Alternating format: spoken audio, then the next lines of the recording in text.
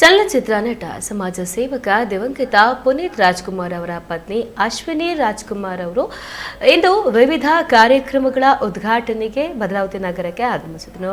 ನಗರದಾದ್ಯಂತ ಹಬ್ಬದ ವಾತಾವರಣ ನಿರ್ಮಾಣ ಆಗಿತ್ತು. ಹೌದು, ನಗರದ ಬಿಎಚ್ ರಸ್ತೆ ಚಾಮೇಗೌಡ ಏರಿಯಾ ನಗರಸಭೆ ಮಾರುಕಟ್ಟೆ ಸಮೀಪ ಅಭಿಮಾನಿಗಳಿಂದ ನೂತನವಾಗಿ ನಿರ್ಮಿಸಿರುವ ವರನಟ ಕರ್ನಾಟಕ ರತ್ನ ಡಾಕ್ಟರ್ ರಾಜ್ಕುಮಾರ್ ಹಾಗೂ ಕರ್ನಾಟಕ ರತ್ನ ಪುನೀತ್ ರಾಜ್ಕುಮಾರ್ ಅವರ ದೇವಾಲಯ ಹಾಗೂ ಕಂಚಿನ ಪ್ರತಿಮೆಗಳನ್ನು ಬೆಳಗ್ಗೆ 11 ಗಂಟೆಗೆ ಅಶ್ವಿನಿ ಪುನೀತ್ ರಾಜ್ಕುಮಾರ್ ಅವರು ಲೋಕಾರ್ಪಣೆಗೊಳಿಸಿದರು.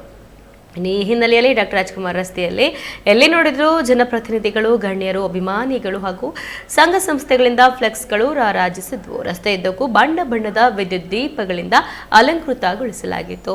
ಇನ್ನು ರಸ್ತೆಯ ಎರಡೂ ಕಡೆಗಳಲ್ಲಿ ಬೃಹತ್ ದ್ವಾರ ಬಾಗಿಲುಗಳನ್ನು ನಿರ್ಮಿಸಿ ದೇವಾಲಯದ ಮುಂಭಾಗ ಬೃಹತ್ ಸಭಾ ವೇದಿಕೆ ನಿರ್ಮಿಸಲಾಗಿತ್ತು. ಮಧ್ಯಾಹ್ನದ ಊಟದ ವ್ಯವಸ್ಥೆಯನ್ನ ಸಹ ಅಲ್ಲಿ ಮಾಡಲಾಗಿತ್ತು. ಅಭಿಮಾನಿಗಳಲ್ಲಿ ಇನ್ನಿಲ್ಲದ ಸಂತಸ ಅಲ್ಲಿ ಮನೆ ಮಾಡಿತ್ತು. ಆ ಭಾಗದಲ್ಲಿ ಹಬ್ಬದ ವಾತಾವರಣವೇ ರೂಪುಗೊಂಡಿತ್ತು.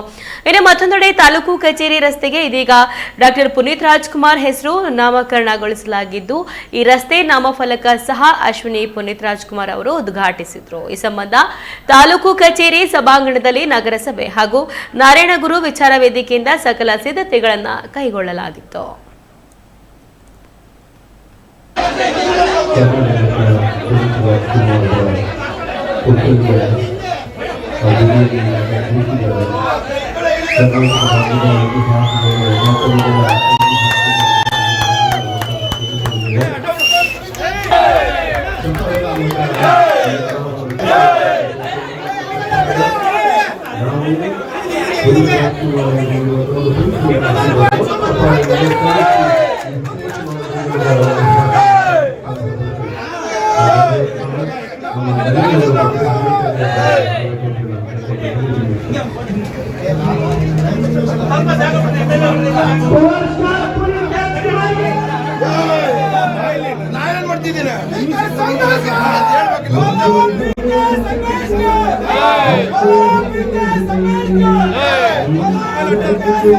Hey!